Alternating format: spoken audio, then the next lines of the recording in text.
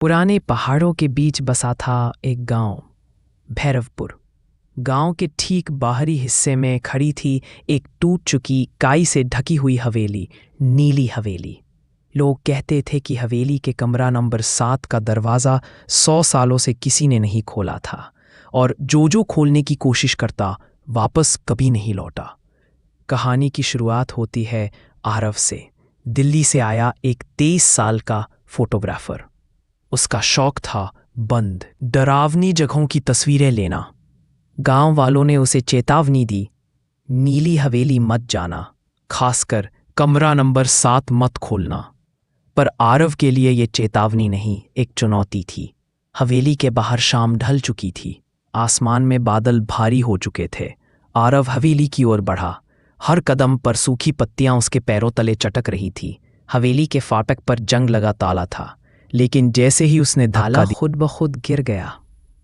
आरव बुदबुदाया, अजीब है, हवा थी क्या? अंदर दाखिल होते ही ठंडक इतनी तेज लगने लगी जैसे कोई बर्फीली सांस उसकी गर्दन के पीछे फूंक रहा हो।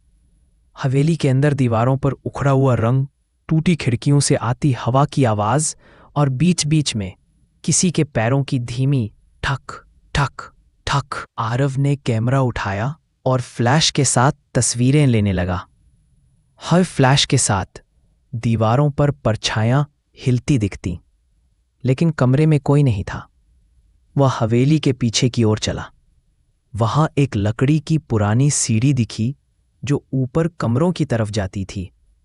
सीढ़ियों पर पैर रखते ही हर पायदान कराह रहा था।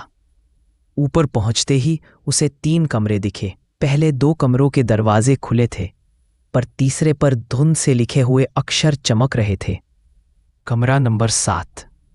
आरव मुस्कुराया, शायद यही है मेरी परफेक्ट तस्वीर। जैसे ही उसने दरवाजे को छुआ, ठंडी हवा का एक तेज झोंका उसके चेहरे पर पड़ा। कमरे के बीचों बीच पड़ा हुआ एक पुराना दर्पण।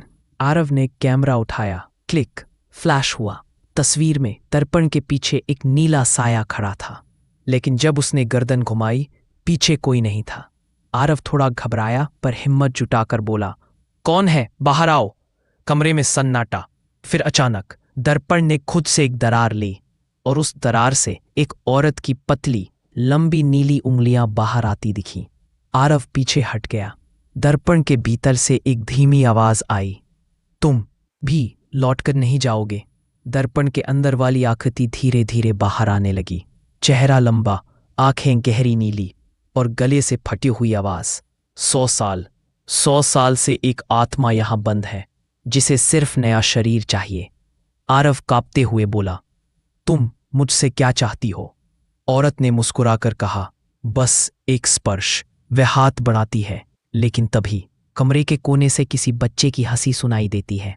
आरव घबराकर उधर देखता है, कोई नहीं। फिर अचानक कमरा घूमने लगता है। दर्पण में उसकी परछाई बदलने लगती है, और धीरे धीरे उसकी परछाई उसी नीली औरत जैसी बनने लगती है। चिल्लाता है, नहीं, रुको। पर जैसे ही वह दरवाजे की ओर भागता है, दरवाजा बंद हो जाता है। अगली सुबह गांव के 2 लोग हवेली के पास से गुजरते हैं। फाटक खुला है, अंदर सन्नाटा। वे ऊपर जाते हैं। कमरा नंबर 7 का दरवाजा इस बार बंद नहीं, पूरा खुला था। अंदर एक पुराना दर्पण पड़ा था, और दर्पण में दिखाई दे रहा था लेकिन का चेहरा। उसकी आंखें पूरी नीली हो चुकी थी।